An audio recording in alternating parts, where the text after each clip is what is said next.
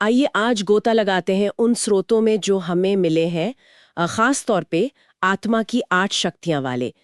ये स्रोत कहते हैं कि हम सिर्फ ये शरीर नहीं है बल्कि एक एक आत्मा है, चेतना, माथे के बीच में।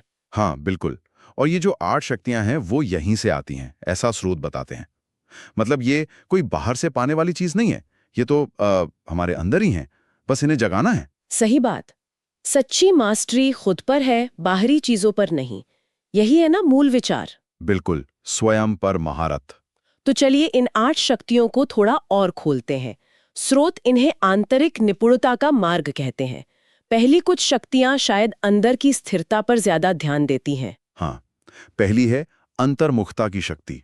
मतलब जैसे बाहर बहुत शोर है, बहुत कुछ चल रहा है, तो उससे अपना ध्यान हटाकर अंदर अपनी शांति से जुड़ना। अच्छा, जैसे वो कछुए वाला उदाहरण कि वो कैसे अपने हाथ पैर अंदर खींच लेता है। हाँ हाँ, बिल्कुल भाई। स्रोत कहता है कि दिन में बस 1 मिनट भी अगर हम ये अभ्यास करें मौन का, तो मदद मिलती है। अपनी स्पेस रिक्लेम करने जैसा है ये। ठीक है। और इसी से मिलती जुलती एक और शक्ति का जिक्र है, जिसका नाम भी स्रोत समेटने की शक्ति ही बताता है, या शायद उसका मतलब कुछ और है। यहाँ थोड़ा कंफ्यूजन हो सकता है ना। हाँ, ये ध्यान देने वाली बात है। नाम मिलते जुलते हैं। पहली थी अंतर्मुखता, मतलब अंदर की ओर मुड़ना।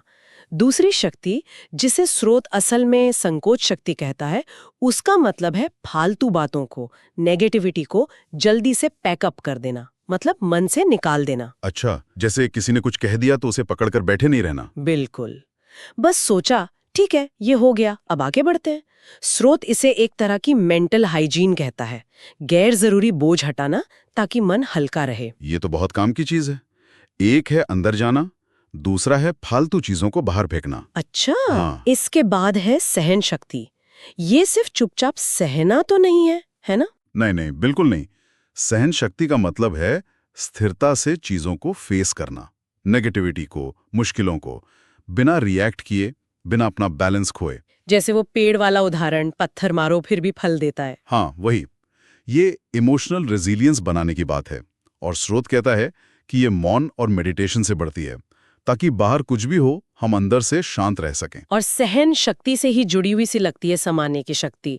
मतलब अलग अलग तरह के लोग, अलग अलग सिचुएशन, सबको स्वीकार करना है, एडजस्ट करना। जी, जैसे सागर में हर नदी समा जाती है, वैसे ही। और यहाँ जोर इस पर है कि हम दूसरों को बदलने की कोशिश ना करें, बल्कि खुद फ्लेक्सिबल बने। हाँ, खुद एडजस्ट करें। ये असल में एक्सेप्टेंस और एडेप्टेबिलिटी की कला है।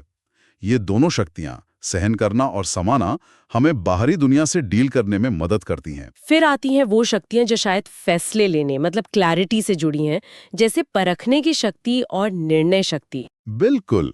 परखने की शक्ति या विवेक शक्ति वो है जो सही गलत, सच झूठ में फर्क करना सिखाती है।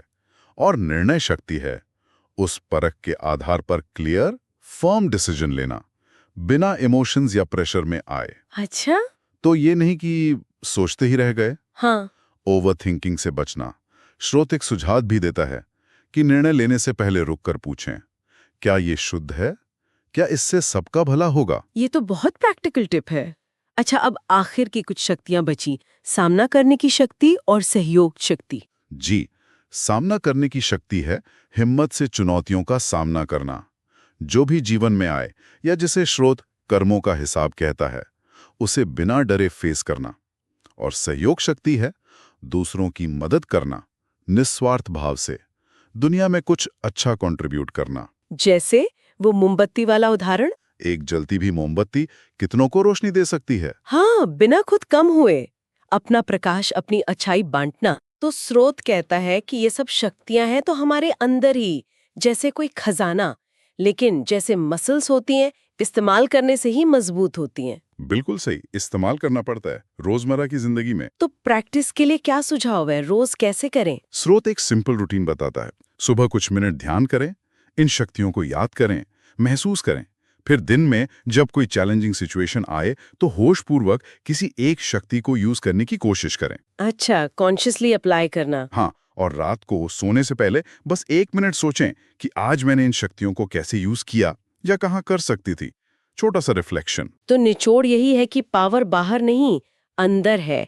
हमें बस अपनी आत्मा की जो ओरिजिनल नेचर है, शांति, शक्ति, पवित्रता उसे याद रखना है। बिल्कुल, और उसे अपने एक्शन में लाना है। सच्ची आंतरिक निपुणता इसी से आती है, खुद पर राज करना, न कि दूसरों या हालातों पर। एग्जैक्टली, स्वयं पर शासन। ठीक है, तो इस गहरी बातचीत के बाद सुनने वालों के लिए एक सवाल छोड़ जाते हैं। अगर ये 8 शक्तियां हमारी अपनी सहज प्रकृति हैं, तो आज हम ऐसा कौन सा एक छोटा सा, बहुत छोटा सा कदम उठा सकते हैं जिससे इनमें से किसी एक शक्ति को, चाहे बस एक पल के लिए ही सही, अपने अंदर थोड़ा और महसूस कर सकें। इसी विचार के साथ आज की ये बातचीत यहीं खत्म करते हैं।